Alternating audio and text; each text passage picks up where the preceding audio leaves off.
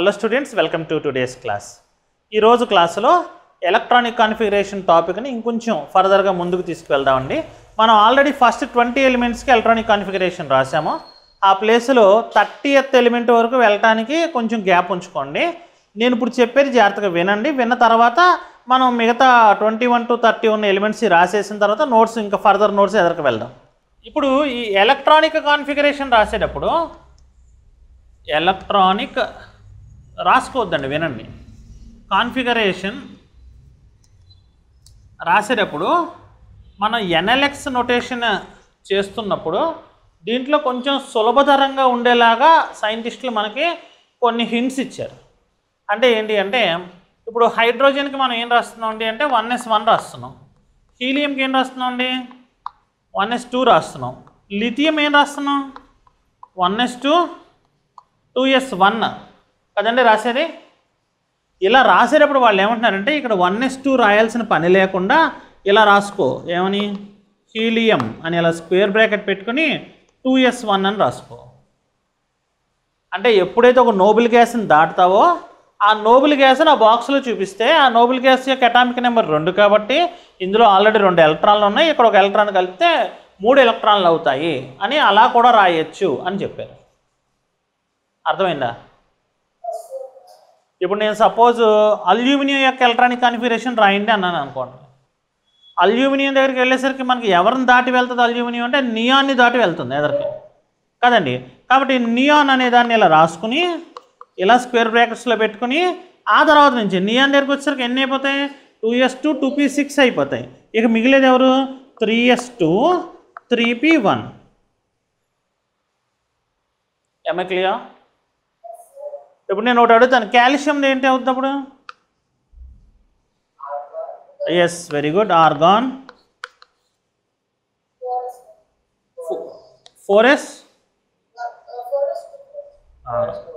4s2 good. అంటే ఇలా కూడా రాయొచ్చు అని అంటున్నాను నేను. అర్థమైందండి? స్కోప్ నెక్స్ట్ నేను 30 ఎలిమెంట్స్ని రాసేటప్పుడు, ఇప్పుడు సపోజ్ ఏదో స్కాండియం ఉంది, స్కాండియం అంటే 21 అనుకున్నాను అనుకోండి. ఈ 21కి నేను ఇలా రాయను 1s2 2s2 2p6 3s2 3p6 4s2 3d1 అని ఇంత రాయను. ఇలా రాయకుండా ఏం రాస్తానండి, సింపుల్గా రాస్తాను. ఏం రాస్తాను సింపుల్గా రాసేటప్పుడు? కాల్షియం రాయకూడదు. స్కాండియం 21 అన్నప్పుడు ఆర్గానే రాయాలి, నోబుల్ గ్యాస్ రాయాలి కంపల్సరీ. నోబుల్ గ్యాస్ ఆర్గాన్ 18 రాయిపోవాలి, అక్కడి నుంచి రాయాలి. అప్పుడు ఏం రాయాలి దీన్ని 4s2 3d1. ఏమై క్లియర్? అర్థమైందండి? ఓకే. ఇప్పుడు ఇలా ఎందుకు నేను మీకు రాస్తున్నానంటే దీనిలో ఒక చిన్న కిటుకు ఉంది. అంటే నాకు నిజంగా వీటి ఎలక్ట్రానిక్ కాన్ఫిగరేషన్స్ ఒరిజినల్గా గుర్తులేవు, కానీ నేను మైండ్లో ఒకటి అనుకుని దాని ప్రకారం వేసేస్తాను. కాన్ఫిగరేషన్ వేసేటప్పుడు నేనేమనుకుంటున్నాను అన్నది ఒకసారి మీకు చెప్తాను. మీకు నచ్చితే మీరు కూడా ఒకసారి దాన్ని ఫాలో అవుతారేమో చూడండి. ఇప్పుడు దయచేసి ఎవరు నేను ఏం చెప్పినా రాయకండి, ఫస్ట్ ముందు వినండి, విన్న తర్వాత రాద్దాం, ఓకేనా? సో ఇప్పుడు ఈ బోర్డులోకి వచ్చామనుకోండి, నేను ఫస్ట్ 30 ఎలిమెంట్స్ రాస్తున్నానండి. ఎలా రాసుకుంటానంటే 21 అండి స్కాండియం అండి, titanium, vanadium, chromium, manganese, iron, cobalt, nickel, copper, zinc. ఓకేనండి? ఇది నేను రాశాను. రాసినప్పుడు నేను ఏం గుర్తుపెట్టుకుంటానంటే దీంట్లో క్రోమియం ఎంత అండి ఇది 24. కాపర్ ఎంతండి ఇది 29. సో వీటి దగ్గర ఇలా గీతలు పెట్టేసుకున్నానండి. అంటే వీటిని నేను ముట్టుకోవట్లా. ఇవి కాకుండా మిగతా వాటన్నిటిని చూస్తున్నా, లాస్ట్ది కూడా ముట్టుకోను. దాన్ని అలా అడ్డంగా గీత కొట్టేసి మిగతా వాటి గురించి రాస్తున్నాను. చూడండి, ఇది ఎవరు స్కాండియమే కదా. ఇక్కడ నెంబర్ ఎంత ఇది? నేను ఎలక్ట్రానిక్ కాన్ఫిగరేషన్ రాసేస్తా చూడు. ఆర్గాన్ అని పెట్టుకో 4s2 3d1 అండి. 21 అండి. అదేనా? ఓ బండ గుర్తు. ఇప్పుడు దీన్ని ఏమవుద్దంట? 4:3D2. దీన్ని ఏమవుద్దంట? 3D3. దీన్ని ముట్టుకోవద్దు. దీన్ని ఏమవుద్దంట?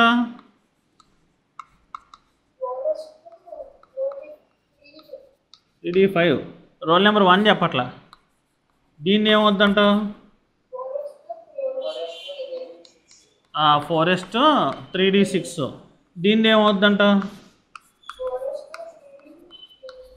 3D7. డౌట్ ఏం పడకండి, అంతే దాని అర్థం. దీన్ని ఏమవుద్ది?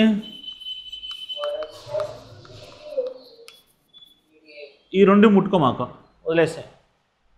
సో కొన్ని వచ్చేసినాయి, రాలేదు ఎలక్ట్రానిక్ కాన్ఫిగరేషన్స్. అంటే ఏవి గుర్తుపెట్టుకుంటే చాలు, మనకి అటామిక్ నెంబర్స్ గుర్తుపెట్టుకుంటే చాలు, మిగతావన్నీ ఆటోమేటిక్గా వచ్చేస్తాయి. కానీ నేను చెప్పిన ఈ షార్ట్ కట్లో ఈ 3 తప్పుకుంటాయి. ఎవరు తప్పుకుంటాయి? క్రోమియము, కాపరు, జింకు 3 చేంజ్ వస్తాయి. ఈ 3 మాత్రం మనం గుర్తుపెట్టుకుని వేసుకోవాలి. ఏంటంటే ఆర్గాన్ 4s1 3d5, కాపర్ కూడా అంతే, organ 4s1 3d10, zinc organ 4s2 3d10 zinc. Sir ఎందుకని ఇలా తప్పినాయి? మీరు ఏదో ఆర్డర్ రాస్తున్నారు కదా, ఆర్డర్ నుంచి ఎందుకు తప్పుకున్నాయి అంటే ఒరిజినల్గా ఇదే ఆర్డర్లో రావాలండి. ఇది ఒరిజినల్గా చూడు ఎలా రావాలి, ఆర్గాన్ 4s2 3d4 అదే రావాలి ఆర్డర్ ప్రకారంగా. కానీ ఇక్కడ 3d ఎన్ని నిండినాయి అండి మనకి? దాంట్లో ఫిల్లింగ్ ఎన్ని అయినాయి? 4 అయినాయి. ఎన్ని ఫిలప్ అయితే స్టెబిలిటీ వస్తుంది అంటే 5 ఫిలప్ అయినా స్టేబుల్, 10 ఫిలప్ అయినా స్టేబుల్. ఎందుకంటే హాఫ్ ఫిల్డ్ అయినా స్టేబుల్, కంప్లీట్లీ ఫిల్డ్ అయినా స్టేబుల్. అవునా? అందుకోసం ఇది ఏం చేస్తుందంటే దీన్ని కొంచెం ఇన్ఫ్లుయెన్స్ చేస్తుంది. నీ దగ్గర 2 ఎలక్ట్రాన్లు ఉన్నాయి కదా, నీ దగ్గర ఉన్న ఒక ఎలక్ట్రాన్ నాకు పంపించే అంటారు. అప్పుడు ఇక్కడ 4s half field, 3d half field, అంటే దానిలో అది సర్దుబాటు చేసుకుంటుంది అనమాట. దీన్ని ఏమంటారంటే ఎనామలస్ కాన్ఫిగరేషన్ అంటారు.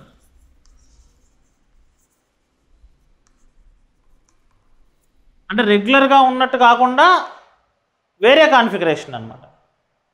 ఏమై క్లియర్? అదేవిధంగా ఇప్పుడు ఈ కాపర్ దగ్గరకు వచ్చామనుకో, ఒరిజినల్గా కాపర్ ఏం రావాలి? 29 అంటే ఏం రావాలి? ఆర్గాను 3d9 రావాలి. ఇప్పుడు ఏమవుద్దు చెప్పు? 4sలోంచి ఒక ఎలక్ట్రాన్ ఎవరు తీసేసుకుంటారు? 3d తీసేసుకుంటుంది. ఎందుకు 3d తీసేసుకుంటుంది అంటే కంప్లీట్లీ ఫిలప్ అయితే కనుక స్టెబిలిటీ ఎక్కువ అయ్యా నాకు, కాబట్టి ఒక ఎలక్ట్రాన్ కొద్దిగా నాకు ఇస్తావని అడుగుద్ది. ఇది అదే ఆటంలో కదా. సో కాబట్టి ఇది ఏమవుతుంది? 4s1 10గా మారుతుంది. అందుకని ఇక్కడ మారుతుంది అంతే. ఇక జింక్ ఎంత అండి అటామిక్ నెంబరు? 30. ఇంకా 30 అంటే చేసేది ఏం లేదండి, కంప్లీట్గా ఫిల్ చేసి పడేయటమే. కాబట్టి ఆర్గాన్ తర్వాత 4s2 3d10, ఆర్గాన్ వరకు 18, ఆర్గాన్ 18 ఎలక్ట్రాన్లు కదా, ఆర్గాన్ వరకు 18 ఎలక్ట్రాన్లు, ఇవి ఒక 12 ఎలక్ట్రాన్లు, 18కి 12 కలిపితే 30. అర్థమైందా? అర్థం కాలేదా? ఇప్పుడు మనం దీనికి అంతకుముందు వేసుకున్నట్టుగా అటామిక్ నెంబరు, ఎలిమెంటు, సింబలు వేసుకున్న తర్వాత ఆర్బిటాల్ బాక్స్ డయాగ్రామ్ ఉంది సార్, అది వేయను, అదేం అవసరం లేదు. జస్ట్ ఎలక్ట్రానిక్ కాన్ఫిగరేషన్ వేసుకుంటే చాలు. ఆర్బిటాల్ బాక్స్ డయాగ్రామ్ అనేది మీకు intermediate second year first year ఆ ప్లేస్లోకి వచ్చాక అవసరం అవుతుంది, ఇప్పుడు అవసరం లేదు. ఓకేనండి? సో ఇప్పుడు మనం ఈ టేబులేషన్ని కంటిన్యూ చేస్తాం. అంటే ఇప్పుడు మనం 20 ఎలిమెంట్స్ దాకా పర్ఫెక్ట్గా వేస్తాం టేబుల్. 21 నుంచి 30 వరకు వేసే టేబుల్ కొంచెం మారుతుంది, అది ఎలా అన్నది వేసుకోండి. ఇప్పుడు నేను చెప్తాను. ఏమై క్లియర్? ఎనామలస్ కాన్ఫిగరేషన్ని మనం జ్ఞాపకం పెట్టుకోవాలి. ఈ ఎనామలస్ దగ్గర కొంచెం స్పెల్లింగ్ కరెక్షన్ చేసుకోండి. ANOMALOUS. ఓకే, ఎనామలస్ కాన్ఫిగరేషన్ రాసుకోవాలి. Atomic number. Shall I continue? చూడండి ఇలా మన 30 ఎలిమెంట్స్ యొక్క ఎలక్ట్రానిక్ కాన్ఫిగరేషన్ నేర్చుకున్నాం.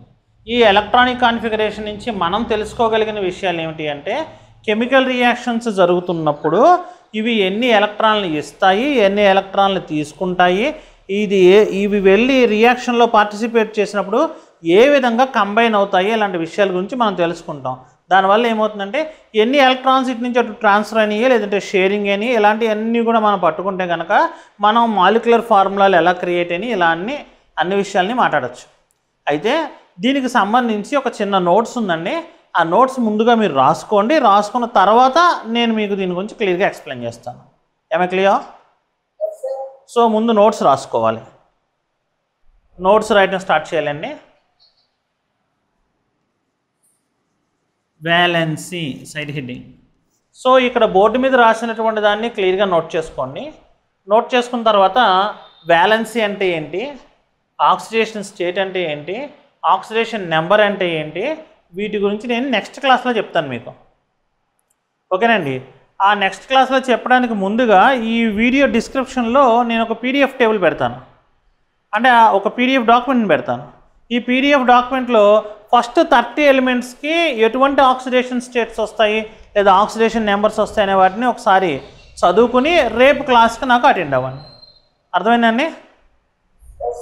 Okay. Thank you very much for following the class till the end. Thank you.